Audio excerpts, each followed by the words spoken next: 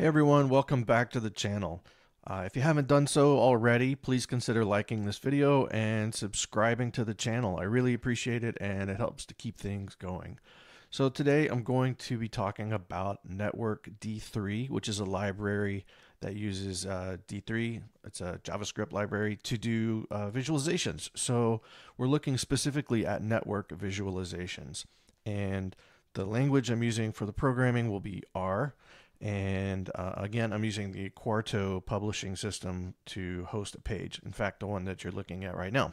So to get started, I wanted to tell you that the premise of this is just to really look at an interesting use case of a network diagram. But these can be used for things like food webs. If you're a science teacher, a food web diagram would be incredibly useful for explaining the intricate interactions of how energy can flow through a system. If you're interested in looking at a business organization, you could imagine mapping out how all of the employees are connected and the ways that they talk to each other or the documents that they use. So there's a lot of use cases in the real world for a network diagram, including social media.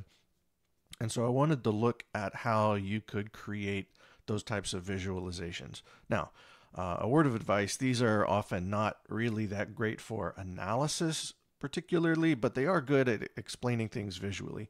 So in this case, we're going to see a fairly complicated network. It's not giant, but it's a little complex to look at.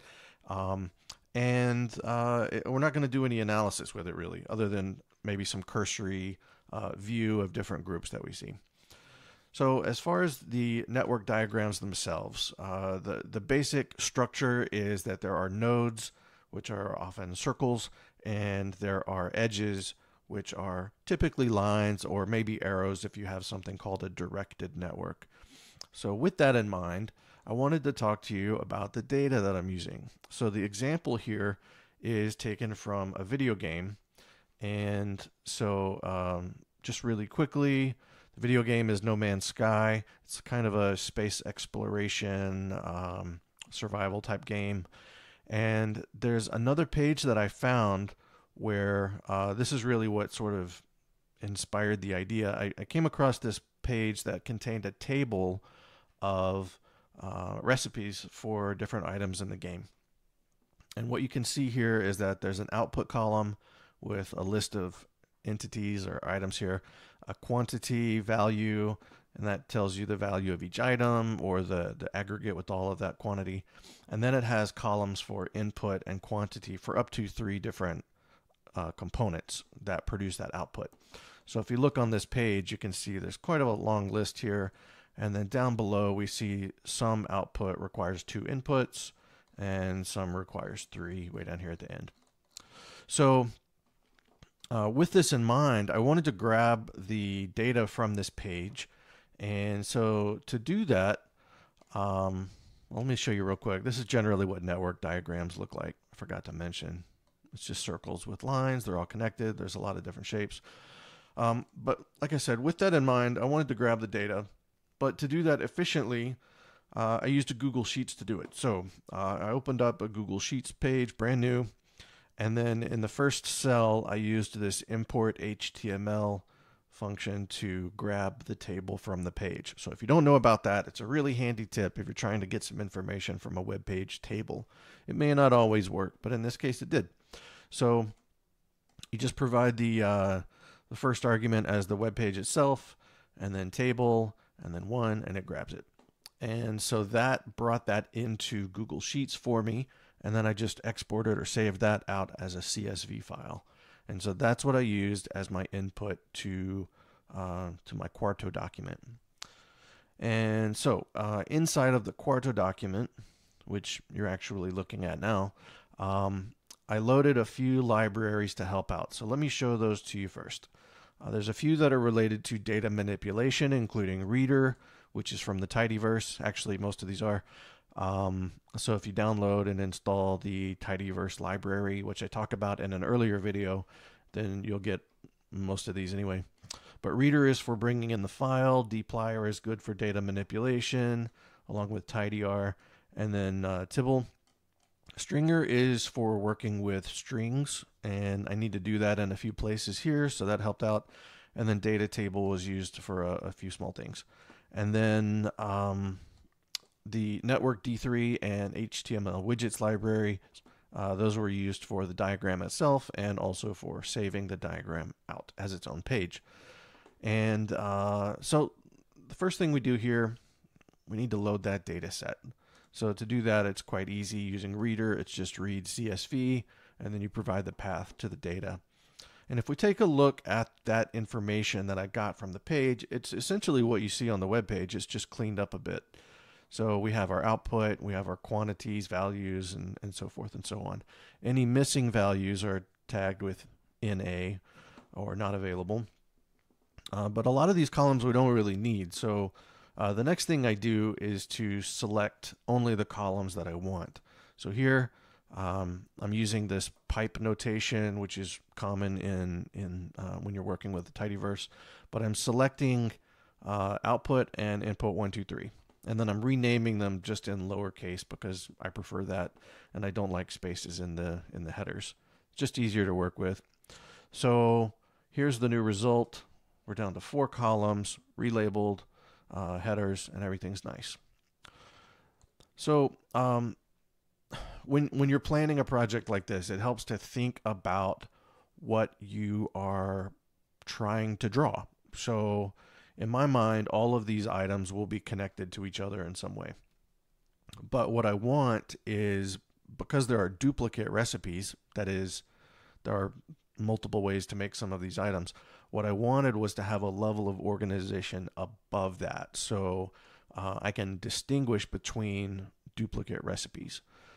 So to do that, I added a new column called ID, and you can see this first item is created, but it's created here. And again, there's like I said, several ways to do this using multiple components. So I ended up adding _1, _2, _3 to index these recipes. And so that happens multiple times. And so the code to do that is just selecting the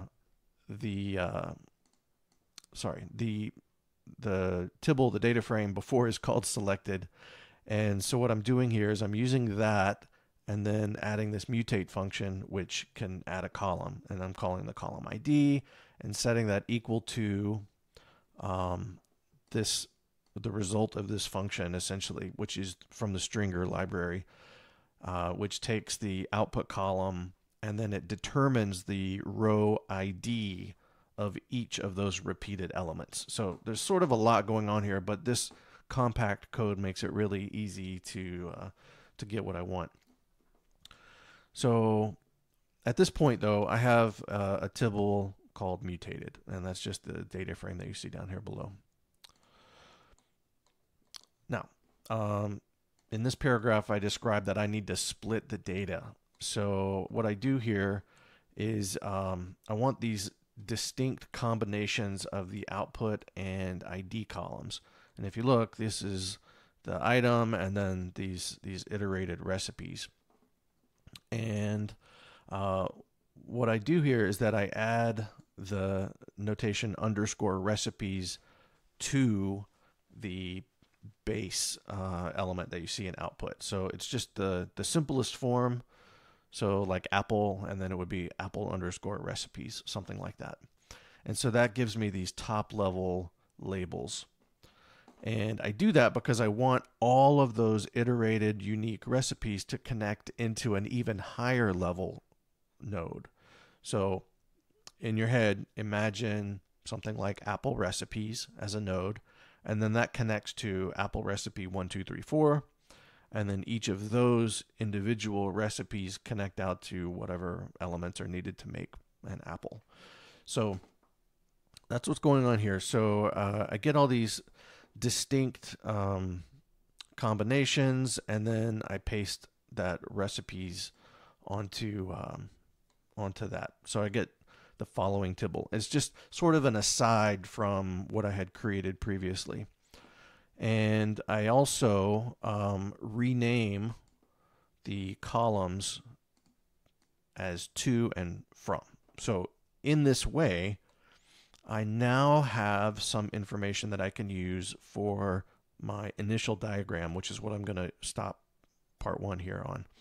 So we see here that I have ammonia recipes multiple times, and those align with ammonia 1, 2, 3, 4. So that's the idea. So in your head, you can imagine a single ammonia recipes node connecting to 1, 2, 3, 4. And we'll see what that looks like later. And then I wanted to take those specific recipes, the iterated ones with 1, 2, 3, 4, 5, 6, and then all the ingredients that go with those and turn that into a to from list, just like we just saw. The problem with that, though, is that we have the ingredients and they're all in 3 different columns under input 1, 2, 3. So I need to pivot that data set so that I have all of the values and combinations in individual rows. So to do that, and there's a lot here, and I put a comment here, there's a lot going on here. First, select everything except that output column, and we're using that mutated data set from up here, so I'll just scroll back up real quick. So I'm ignoring this output column, which contains the base names of these elements, like gold, for example. And then I'm taking input 1, 2, 3, and we're working with that. We are not using this ID column, so just these right here. And so the idea is that we want to pivot this information so that we see gold and then the input to it. So first, we have our mutated data frame or tibble. Select everything except output, so the pivoting ignores that. And then I have this pivot longer function from dplyr, which will itself ignore that ID column at the end. And then we have the names to equals type and the values to equals input. So the names of the columns, input 1, input 2, input 3, will now fall under a new column called type, and the values, all of the ingredients under those 3 input columns, will all be under a new column called input. And then I'm going to select from that result, I'm unselecting type, because I don't need it. I don't need a column that says input 1, input 2, input 3. It doesn't matter. And then I'm dropping all rows that have missing information, because remember, some of the inputs are not there. So like some recipes only need 1 ingredient instead of 3. And then I'm going to rename again the column so that I have to and from. And the result, I know that's a lot of things, but if you want, you can do this stepwise and see the changes. But the result of this is that I get a new data frame that contains the recipes and the individual ingredients that go into those recipes. So previously we had this same type of setup, but it was the individual recipes, the 1, 2, 3, 4 recipes, tied in with that parent name. So like Apple recipes and then Apple 1, 2, 3, 4. But here we see the individual, like Apple 1, 2, 3, 4 in one column, and then the actual components of that recipe in this other column. So now I need to join those 2 data sets together. They just need to be stacked on top of each other, essentially. And so to do that, there's a really nice function called bind rows, and it simply does that. It stacks these rows together.